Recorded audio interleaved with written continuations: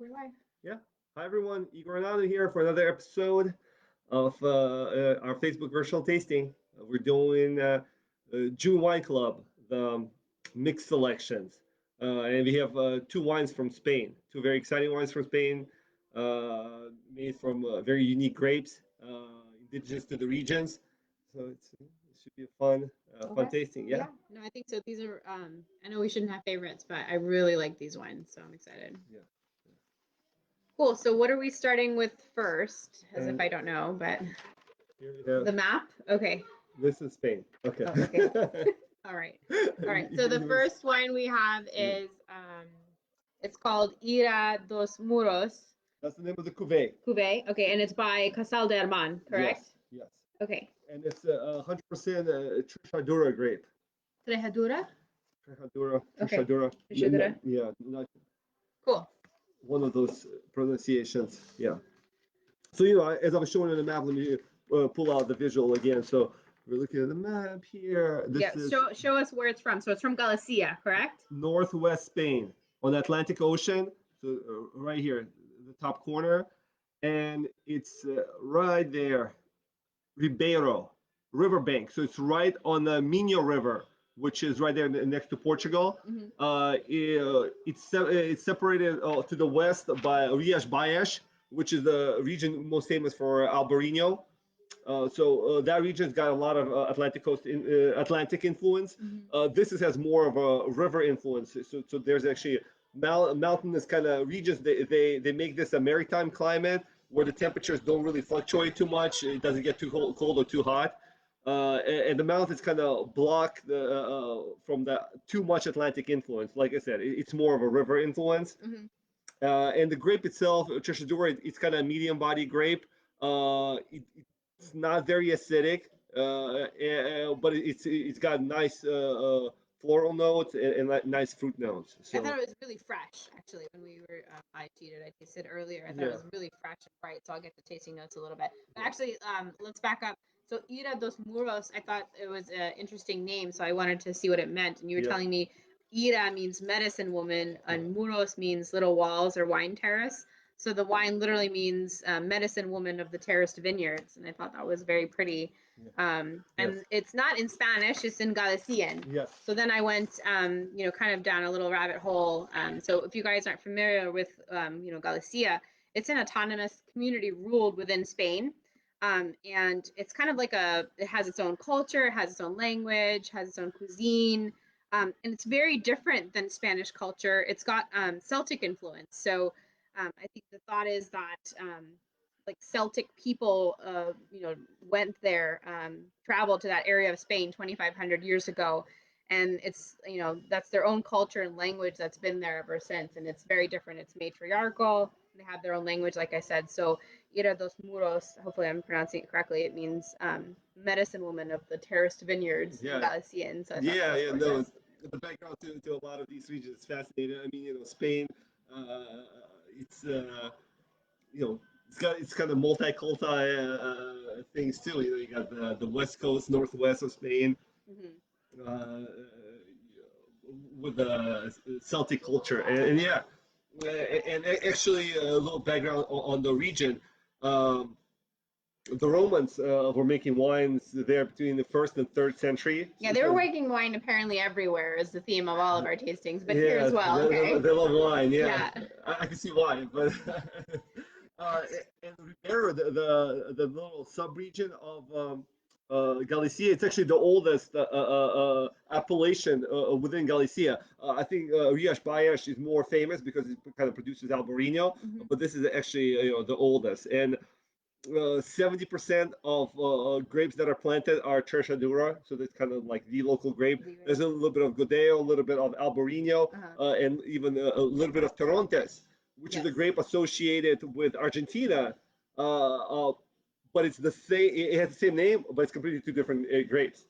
So some grapes have different names, but they're the same grape. And this situation, it's the same name. Sure that's very helpful for everybody to keep track. But, okay. Yeah. And one thing about this wine, so it's aromatic. There was something fascinating that I read. A lot of winemakers in Ribeiro, they think Treixadura is very similar to Alsatian Riesling, and I was like, wow, that's a very fascinating. It has a little bit of the petroleum, not as much as Riesling, but it Yeah. does have a little bit of that creamy petroleum that Riesling is known for, right? Yeah, and I'm assuming it's dry because you know, Alsatian Rieslings are dry. Obviously, German Rieslings could be all over the spectrum. Mm-hmm.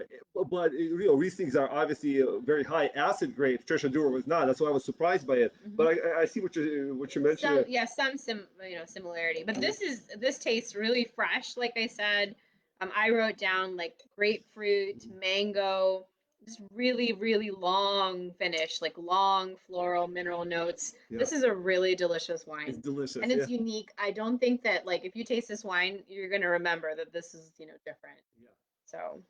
And, we were just talking about recently, just by ourselves. I'm liking a lot of these northwest wines from the Iberian Peninsula, Vineyard Verde, the Douro, the white wines from there are spectacular. Obviously, you have the Galician region. And for the summer, I think they're spectacular. I mean, really hot weather wines. Some of the food pairings I think are kind of hot weather pairings too, right? Well, I wrote down salty fish, Yes. sardines. Yes. So yeah, I think so. Traditional, And I yeah. think this like a seafood salads would be great with this as I mean, well. octopus, I'm sure, is great. So yeah. Spit that word out. I know. Octopus. Yeah. Yeah. So, Go ahead. Yeah. No, just a few things about so there's within the Ribera, there's kind of three subregions, Avia, Minho, and Arnaya. So this is from the Avia Valley. It has the higher elevation and the older vines.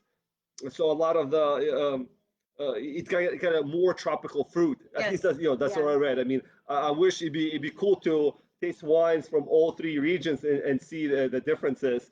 But obviously there's tropical fruit of this particular wine. I wrote down mango for sure. I think it's very tropical. So I did want to share a little bit about the owner. So Casal de Arman, again, this is yet another really lovely property, very beautiful scenic views. So definitely worthy for all of us to go travel there once we can. And it's owned by the Gonzalez family, and they've been making Riviera wines, which is those river kind of grape wines, since the 19th century. And the property itself, when you look at it, it's converted to a hotel. It's an old house, and it has terraced vineyards on the property that are 100 years old. So, which apparently they're working on reviving. So I thought it was just a fascinating little backstory on the property as well. Yeah. Yeah. No, it's fun. All these wines have cool stories behind them. Obviously, from the grapes, the regions themselves, and the families that make them. Yeah, we all want to travel as we drink these wines. So. Mm-hmm. Well, it is a wine travelogue. I repeat it as often as I can. I mean, if you cannot travel to these areas, this is the next best thing. So yeah. Yeah. Well, I think there's definitely. This is a beautiful property, so I would go there. It's on my list. Very cool. All right. Well, what's next? 7. How do you say this? Suertes del Marqués. Yes. 7 Fuentes Red. So this is our next wine. Yes. So this is from the Canary Islands, which is in the Atlantic Ocean, relatively close to Morocco. So it's close to the African coast. Tenerife is the most central island, and I think it's the biggest island. So that's where the wine comes from, and it's made from Listan Negro, which is a grape indigenous to the island. To that particular island, or the Canary Islands in general? Well, Canary in general. I don't know for a fact it's that particular island. Okay. Yeah. So and the special thing about that island, it's there's an active volcano on the island. It's called El Tiede? I'm not sure. We need to phone a friend on that one. Yeah, and actually, the highest vineyards in all of Europe are on that volcano. So volcanic soil wines. So we discussed it before. Mount Etna is famous for volcanic soils, and here we come back again to Canary Islands. And it's super high up. I think you showed me a picture. So the elevation is super high. So it's volcanic soil, and like You showed me the photo. It's like clouds everywhere. It's very high elevation. Well, yeah, the photo is taken from the towards the peak of the mountain, and you're looking down on the clouds. I mean, it looks amazing. It looks amazing. But I mean, the terroir. We tasted it just to sneak peek a little earlier. Yes. You can really feel that this is the terroir has influenced the wine. Yeah, yeah, and it's an active volcano, so it's a clay with a lot of volcanic particles. Yeah. And it's got that particular I always call it grip. Can't really define it. I think once we pour the wine, we'll see like how light it is. Mm-hmm. So a lot of like compared it to Pinot, I think because of its like light color. Yes. But the taste is definitely not Pinot. So. And just kind of a little bit a tidbit. Apparently, this was when Spain was a world power, Canary Islands was the last acquisition that they had. So okay, I didn't have a chance to look up the history, but you were saying that it's been like a part of our trade history as well. Like yes, a very important island, right? Yes. So a few kind of historical tidbits about this grape because right now Canary Islands, I think most people like vacation there. Well, it's a big vacation spot because of the active volcano. Actually, it's I think it's the most traveled national park in Europe. Okay. On Tenerife, so I was like, wow, that's kind of cool. Yeah, it's pretty. I want to go. Yeah. Yeah. But the other thing about it's got a long history of winemaking too. Okay. So in the 16th and 17th century, apparently it was a big wine trade, and in fact. In Shakespeare's The Twelfth Night, they mentioned like the Tenerife wines. Okay. So I think it's a reference to what was being drunk at that particular moment in time. Wait, but that wasn't the reference you gave me earlier. So earlier you said Washington. Was it George Washington? Yeah. So in the 18th century, yes. So in the 18th century, it became the most traded wine throughout the Atlantic and Indian Oceans. Wines from the Canary Islands or wine from Tenerife? They called it. It was called Vidueno or Tenerife. Okay. So and it was based on the Listan Negro blends. Okay, so the same grape that's in this wine. And I think this is a perfect example of how tastes change. Okay. It must like from reading this, it was like the Cabernet of that time. Of that time, okay. Everybody in the world must have thought like, oh, Listan Negro grapes are the best ever created. Just like people think the Cabernet right now is like the most, the greatest wine ever. Right. And you can see but like this wine was in favor back in the day. And right? nobody knows about it. Well, I think this is the time to rediscover it because actually I really love this wine. It's one of my favorites. It's so delicious. It's spectacular. I don't know if you could show the glass, or I should show the glass. I don't know whose glass is. I think your glass is probably easier to look at, so I can pick it up and Vanna White it for you. Yeah. So here it is. I never know which way to go, but it's actually quite light. It's not very dark. I would describe it as like a very light garnet. Yes. Maybe even a little bit lighter. I'm not sure. But it's very nice. I mean, I wrote down some tasting notes. You got something else before I go to the tasting section? One more. So you were mentioning George Washington. So apparently, there's a letter where George Washington wrote that he would prefer that his troops would be drinking wines from Tenerife over beer. So, well, I agree. I don't think that any of our customers should be drinking beer. I think they should be drinking wines from Tenerife. Yeah, and obviously, I think people know that Thomas Jefferson was a huge wine collector, and he actually tried to convert kind of, I think, American culture into more like a sophisticated culture that's kind of appreciating wine. Mm-hmm. And I think he failed on that end. No, there's hope. Okay. Well, at that point in time, but he also collected wines from Tenerife, so he was obviously a wine enthusiast, and it looks like he knew his wines. Okay. So. All right. That's interesting. Thanks for that history. Backstory. All right, well let's taste it. I mean, this is highly rated. I saw that it had 93 points. Robert Parker and then Jancis Robinson gave it 17 out of 20. She never gives 17 out of 20, so this is very well rated. And it was named Wine of the Week. Okay. So that's another highlight, and it's very aromatic. It's just beautiful on the nose. Yeah, I always like to compare my tasting notes. So I said it was like a smoky, bright plum, and I said it was earthy cherry, and then like long smoky like pepper. Yeah.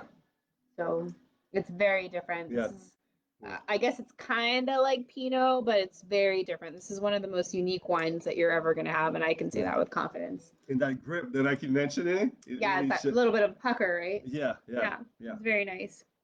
No, amazing wine. It really is. So I think both of the wines nailed Yeah. it. Yeah, and I would have this Yeah. with duck, and I wrote down poultry, or like chicken and red wine sauce. But I also think that like if you had a paella, because we had paella earlier this week, Yes. like any sort of paella with like a steak or a meat in it would go really well with this as well. Yeah. No, it's delicious. I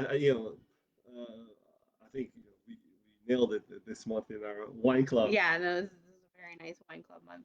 Yeah, Sure. two special wines from Spain based on grapes that are people who are familiar with Spain might not be familiar with these two grapes, these two regions. Mm-hmm. But you know, yeah, show me the white bottle again because I just want to show it again. So this one got 92 points, right? And this is 17.99. So yes. I mean, I thought it was just spectacular, really fresh, bright, and floral and mango, super good. And then this one, I'm gonna show the bottle again. And this one as well, very highly rated, a lovely wine from the Canary Islands. Yeah, and Sort de Marquez, they make quite a few cuvées, and so that's actually their entry level cuvée. Oh, okay. He calls it like the village wine, so he came from different vineyards. Okay. He's got more kind of specialized cuvées. I think a lot of them are based on the Listan Negro grape, Okay. but like maybe higher elevation or single vineyard expressions. So this is entry level, but it's a spectacular entry level wine. Yeah, this is great. Yeah. All right.